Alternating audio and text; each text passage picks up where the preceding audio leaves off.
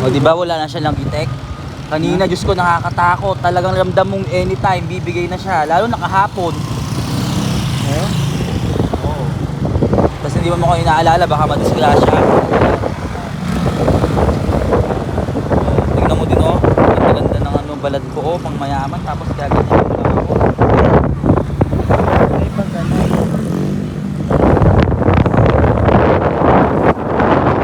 Shoutout pala kay Kuya.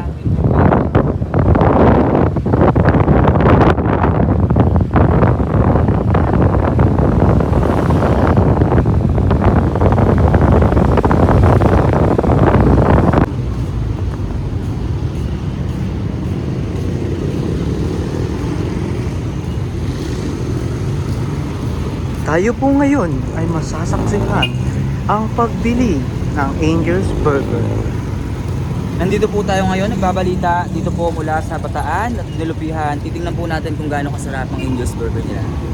So nabalitaan po natin na masarap siya. So ngayon, let's taste the Angel's Burger kung masarap talaga siya. So tara guys. Talaga, Diyos ko po, makabenta lang. Basta susungit pa po nila. Kaya ang dami nababalita sa Facebook sa Angel's Burger. Eh, tatanungin mo, buti pa si ate mapalit.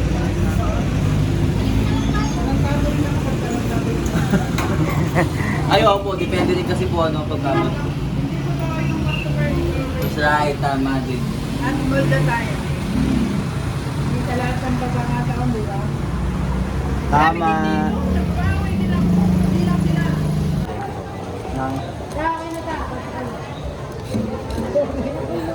anong experience mo sa palengke ng Nilupihan?